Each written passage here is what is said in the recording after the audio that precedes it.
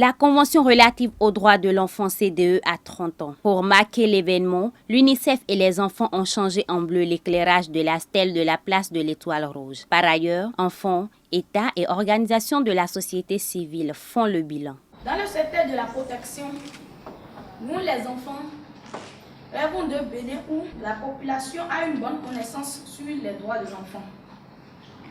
Nous rêvons également d'un Bénin où les acteurs des violations des droits de l'enfant sont sanctionnés. Un Bénin où les lois et les textes sont appliqués sans faille. Les enfants ne sont plus vendus comme des objets ni comme des bêtes. Nous rêvons d'un Bénin où il existe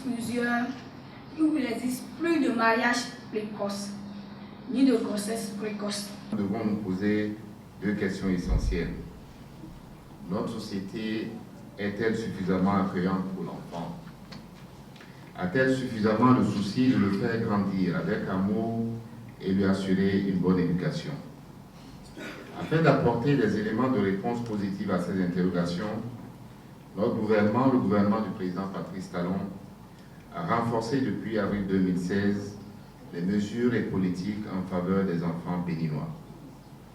Pour assurer leur droit à l'éducation, nous avons élargi le programme des cantines scolaires qui touche depuis la dernière année scolaire 51% des enfants des écoliers.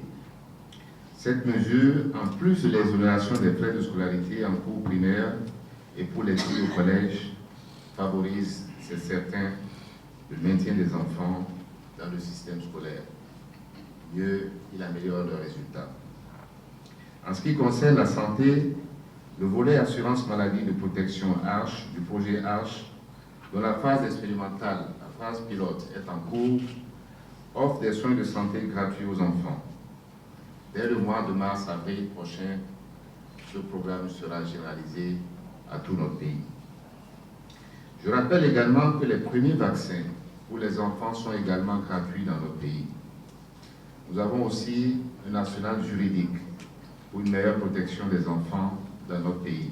Plusieurs textes de loi allant dans ce sens ont été adoptés et promulgués. Mais au-delà des textes qui sont le fait du gouvernement, des mesures qui sont le fait du gouvernement, il y a l'action de chacun de nous dans la société. C'est pour ça que la sensibilisation doit se poursuivre. En ce qui concerne l'utilisation irrationnelle de l'Internet, le coordonnateur du réseau CLOSE, Norbert Fanouako, préconise des mesures. Nous avons aidé à inscrire un certain nombre de fonctionnaires de l'État qui sont allés à Addis parce que ça préoccupe également l'Union africaine. Et je crois les gens du ministère de la Justice, les gens du ministère en charge des enfants, de la famille et la police républicaine, les magistrats.